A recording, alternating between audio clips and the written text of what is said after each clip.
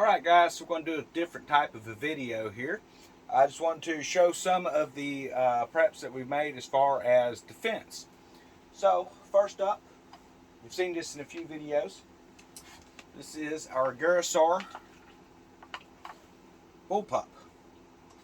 This is chambered for 3-inch Magnum. I have 3 magazines for this thing, and I recently purchased 500 more rounds of buckshot. I found that on Ammunition. That's a really great website if you're looking for ammo in bulk at great prices.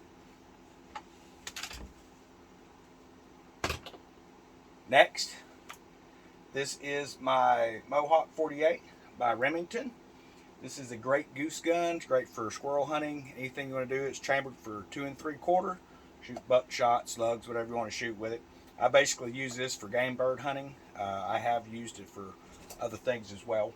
But this is probably one of my favorite firearms to shoot. This was my first semi-automatic shotgun that I had purchased. This one here actually has papers that show where it was actually used in the service in the Korean Wars. Switch things up a little bit here. So this here is my Taurus. This is a 357. It is an 8-round revolver. Great gun if you're looking to get into handguns and things like that. I would highly recommend looking at some of Taurus. They use a lot of Colt's old patents, so you're basically getting an older Colt at a cheaper price. Now for those of you looking to get into AR-15s, this is a converted DPMS. Just added some extra stuff, tactical rails, things like that, iron sights. Great gun to shoot. It's chambered for 5.56 or 2.23. So I would definitely recommend, if you're looking at wanting something that's not going to break a budget, you can check at DPMS, and you can find these very reasonable price, very easy to maintain.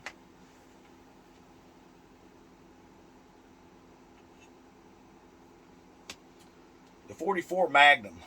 Did a recent video of that. I'm going to actually pick up some melons when they're in season. We're going to go out and we're going to shoot some melons with this later. But this here is custom bone grips put on here. This is probably one of my favorite pistols as far as just having that power to stop, man. I mean, it's a beautiful gun. It originally had the wooden grain, and it looked nice, but I wanted to kind of customize it, so that's what we've got, guys.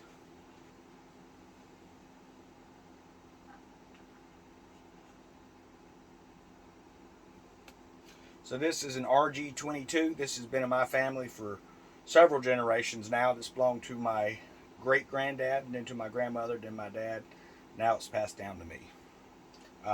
These particular firearms are what was known as a Saturday night special. I would not recommend buying one just for an everyday shooter or something like that, but it's nice to have a collectible in the house.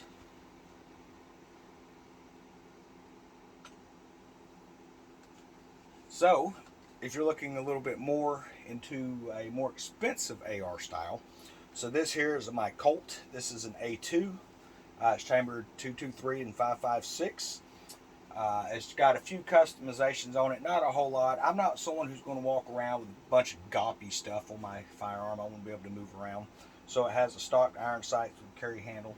We do have flashlight. We have the laser scope underneath as well. I like the iron sights. That's just me. That's my preference. I don't usually use scopes a whole lot unless I'm using something that's going to reach out there and touch them. And this will actually reach out pretty good. But I've got something special for that. We're going to get to it. So this one here is my baby, guys. This is my 1911 45 ACP. This one is built by Rock Island. As you can see, it's been customized a little bit. We placed a compensator on there to custom grips and things. It's got a Wilson Combat Trigger kit in here. This is a beautiful gun. Shoots nice. If you're looking for something to start off with 1911, definitely look into Rock Island Arms.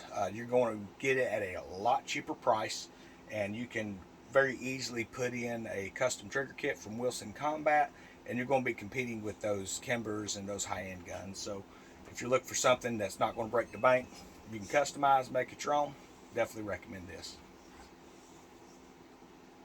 So the firearm that I'm going to show next is one of my favorites as far as just, I mean, all around it's awesome, but it is definitely the one that I use when I go hunting. So it is a 308. It is not bolt action. This is a customized AR-10.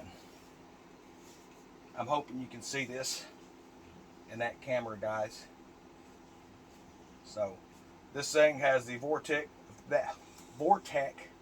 scope on it. It's designed to pick up low light situations. It has the customized bull barrel. Now there's a lot of people like to talk smack about bull barrels, things like that. Normally it's because they can't afford it. This thing is just amazing. So this is actually chambered for 308 or 7.62. I use 308. I prefer the 308 round. It is heavy. This is not something you're going to be holding up on your shoulder all day. It has been customized with the, see if I can get this bipod open up here, guys. Customized with a flip out bipod, adjustable legs. I mean, this thing is battle ready, whatever you need to do. Highly recommend picking one up. So this is built off of a DPMS lower that has been upgraded. Obviously, there's a lot of upgrades on this. You can pick up a DPMS 308. They're not too awfully expensive, and put trigger kit in here and just build an upper with it, and it's going to save you a lot of money to do it that way, guys. So I hope you've enjoyed some of the firearms I pulled out here.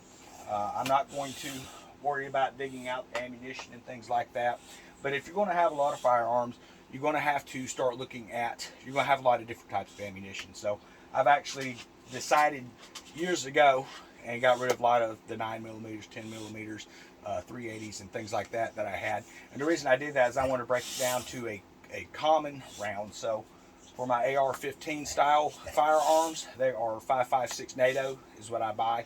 If I'm out target practicing, I will use the 223s. I will not just go out and shoot my greenies, as they're called. That's saved for, you know, shit hit the fan type situations and stuff. So then I also went 12 gauge. You can't go wrong with the 12 gauge. They're great for self-defense. They're great for, you know, going out and hunting. You can buy a round for just about anything. Bird hunting, small game, deer, you name it, you're going to be able to find something. And it's got the stopping power. And if you use the slugs, you will actually go through most body armors at close range. So that's something to think about as well. So then we have our 357. That was something I picked up years ago, and you know, I thought about buying another 44 Magnum or maybe trading it off or something like that, but I just really like it. It's a great gun to carry around in the woods. And then the 44 Magnum and the 45 ACP. Now, this small one, going back to it, this is 22 long rifle. This is what it is chambered for. Again, I don't shoot it. This gun needs to be rebuilt. I've looked at some of the kits, and to buy the kit to redo this firearm will actually cost more for me to redo it myself than what this thing is worth. So this is a great heirloom piece. It may be something later on I'll actually put some stuff into it. It can be shot, but you have to make sure when you shoot it that you're actually lined up, chambered to the barrel before you can fire. That's how much slop is in this thing, guys. So I hope you've enjoyed the video. I just want to do something kind of short and sweet on this.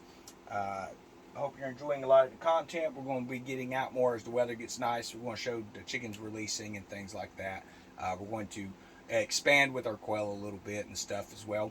But mainly the one I'm excited about is getting out and gardening. So everybody check back in periodically. If you have not subscribed, go ahead and subscribe. For those who have been here a while, you may notice on some of the tabs the Calissa Homestead bracket that's on there.